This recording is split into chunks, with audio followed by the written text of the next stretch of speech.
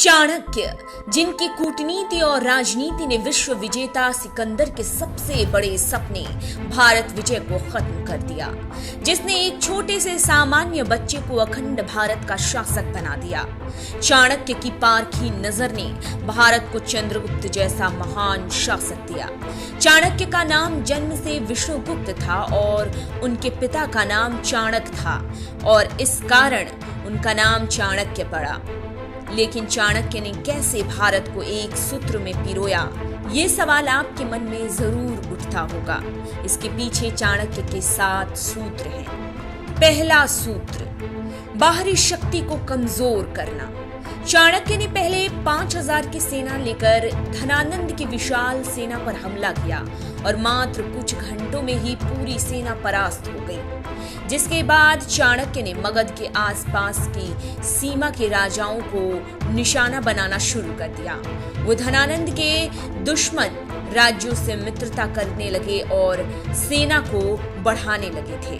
दूसरा सूत्र, ऐसा सेना तैयार करें जो आंतरिक तौर पर खात्मा करे।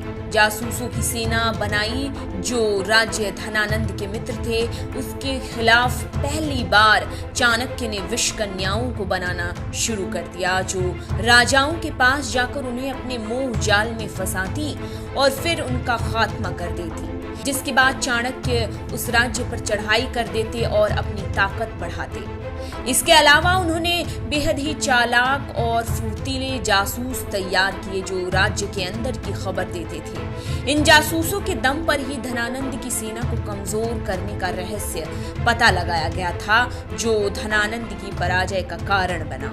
तीसरा सूत्र, शत्रु के खिलाफ कभी भी गुस्से से न सोचो। चाणक्य कहते थे कि अगर अपने शत्रु को पराजित करना है तो आपको अपना दिमाग शांत करके योजना बनानी होगी। कभी भी क्रोध से शत्रु को हराने के बारे में न सोचें, क्योंकि गुस्से से हमारे सोचने समझने की शक्ति क्षीण हो जाती है। चौथा सूत्र, बेहतर से बेहतर लड़ाकू की टीम इकट्ठा करना। चाणक्य राज्य के कोने कोने से जाकर बेहतर योद्धाओं की तलाश करते थे।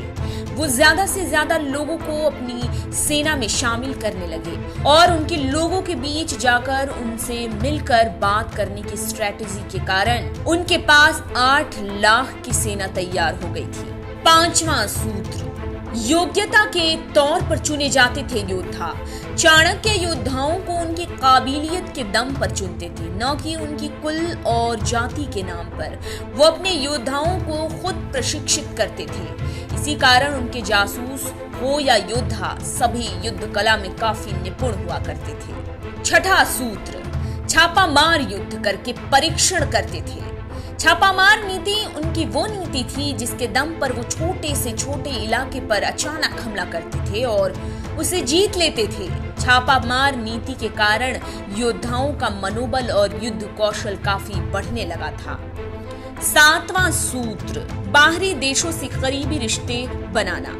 चाणक्य की 7वीं नीति थी बाहरी देशों से दोस्ती बढ़ाना। वो भारत के बाहर जैसे कि यूनानी देश, द्रविड़ों के साथ दोस्ती बढ़ाई। इससे भारत से उनके रिश्ते तो मजबूत हुए ही, साथ ही धनानंद के खिलाफ एक मजबूत सेना और रणनीति तैयार हो गई। जिसके बाद चंद्रगुप्त के नेतृत्व में धनानंद को पराजित कर दिया और फिर गुप्त वंश की स्थापना की। चाणक्य के इन 7 सूत्र जो भी अपनी जिंदगी में अपना लेगा वो कभी भी पराजित नहीं हो सकेगा।